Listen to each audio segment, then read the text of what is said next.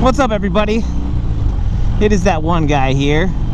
So I was riding around yesterday and I caught a glimpse of somebody selling an old Suzuki. It got me to thinking, and actually reminded me of a video that was posted not too long ago by, I believe, my boy Blockhead on the YouTube, asking how did you get into riding?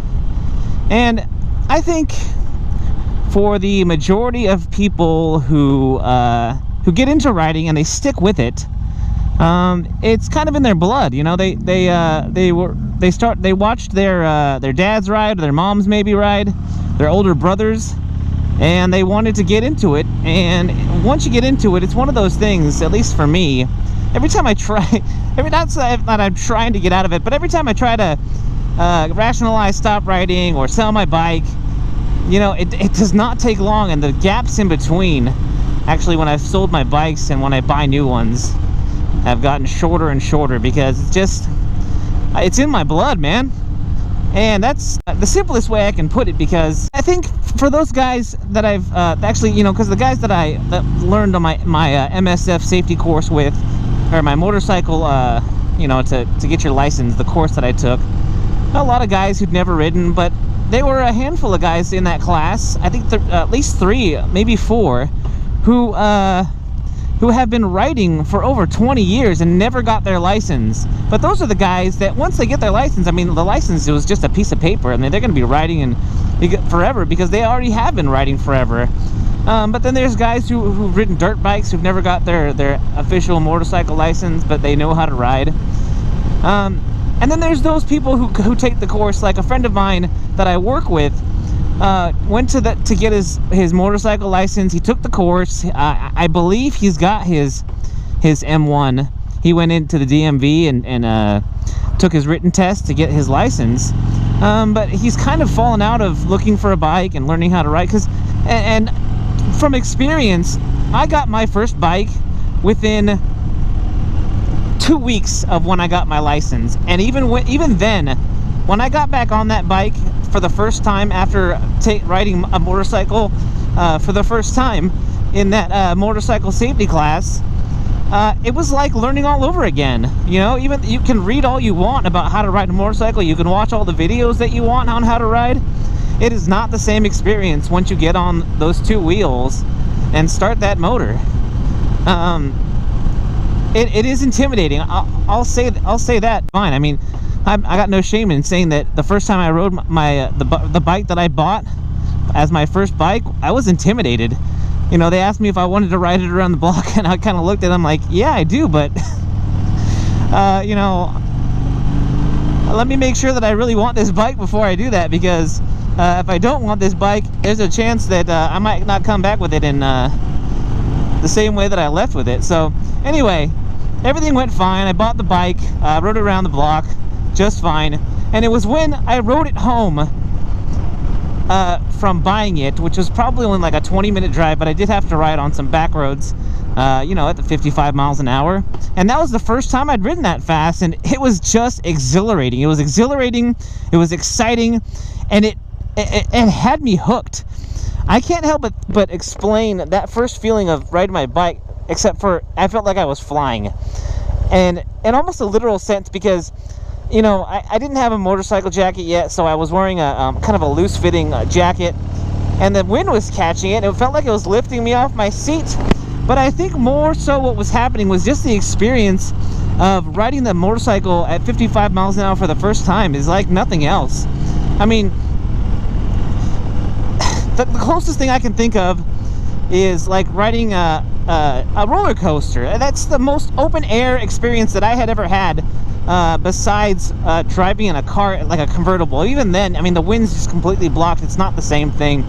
So anyway, I'm going in a roundabout way to talking about how I got into riding. My dad had an old Honda, and I think it was probably just like a 125cc, but I remember riding that thing when I was barely old enough to get my arms around my dad, not even all the way around. But that memory stuck with me, and then as I got older and getting your motorcycle license became more accessible with the MSF courses, there was one right by my house, and I would have to drive by that thing every Saturday morning. And every Saturday morning that I would drive by that thing, I would look at those guys and I'd think, man, I could do that. It looks fun. And I remember my dad taking me out on his motorcycle just around the block, but that was enough for me. And since then, I bought that first bike where I was totally intimidated. Sold that because I had to get surgery on my shoulder. After my shoulder was all healed up, right after that, it was almost like, man, okay, it's time to ride again. let's get another bike. And by that time, there was a little bit of timidity in me, thinking, did I forget how to ride? So I found a bike that I thought was just amazing, and it was going to be my bike forever. And I say that now that it's gone, but it was taken away from me, not because I sold it, but because somebody had hit it where it was parked. And so that bike was gone. But anyway, when I found that bike, I was like, oh yeah, this is going to be my bike until I die. It was an 883R. It had an amazing orange paint job with a checkered flag paint on the side. It said Harley Davidson Racing, I believe. Flashback.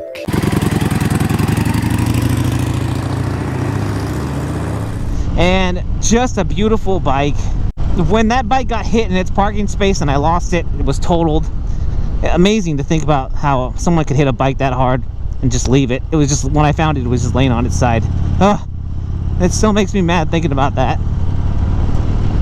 But anyway, and went probably about another year before I decided to get another bike, and found another amazing bike.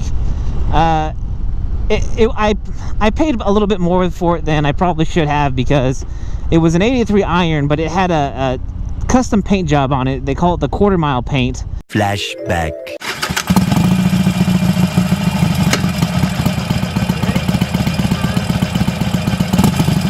Again, it had come to a point where I was kind of like thinking to myself, that's not smart. Had to have been a high school kid. Shows you my age, right? Dang kids and their screeching tires. So anyway, got that third bike and just kind of stopped riding for a while because I got really busy with life, with a new job, and actually had 2 new jobs. It just got hard to ride, and my bike was just sitting, and I'm like, this is not the way, you know, this is not what my bike deserves. Definitely not what this bike deserves. So I found a guy who really wanted it just the way I did when I bought it, and sold it to him for, and then I mean, it was not like 5 months later that I was like, nope, that was stupid, because you know, I had some free time and I had time again to ride, and I wanted to ride so badly. So I started taking test rides like every other weekend, and just found a really good deal on my Fat Bob, went out and picked it up, and the rest is history. So I've had 4 bikes now. This is my 4th bike, my 2013 Harley Davidson Dyna Fat Bob, and I'm gonna ride for life. If I sell this bike, it'll be to trade up again, and really I'd like to be in a financial situation that I could keep this bike and then just get another one, because I love this bike, and it's hard for me to think of getting rid of this bike after all that I've done to it. And I still have plans to do a lot more. If you've watched videos recently, I've got plans to swap out the rear fender and LED turn signals, and you know, just some smaller things that I'll probably end up doing. Maybe swap out the air cleaner. So anyway, I've got plans for this bike, and I've got plans for future bikes, and it's in my blood. I can't say it any differently than that. So there's just a lot of you know, different aspects to riding that get people hooked, and then also if you've been riding forever, or your family's been riding forever, it's just in your genes, it's in your blood. So yeah, just a lot of different things to take into account when riding. What gets you into it? What? That's funny. What gets you into it? What keeps you into it? And then, you know, how you can pass it on. And so guys, you should let me know. And if not me, go on over to Blockhead's video and let him know, how did you get into riding? Hey guys, if you like the video, go ahead and hit the thumbs up down there. And if you're so inclined, hit the subscribe button right over here. If you'd like to find out what else is going on with that one guy, click one of these links on this side. And guys, if you're riding, be safe. And if you're not riding, get riding. This is that one guy, and I'm out.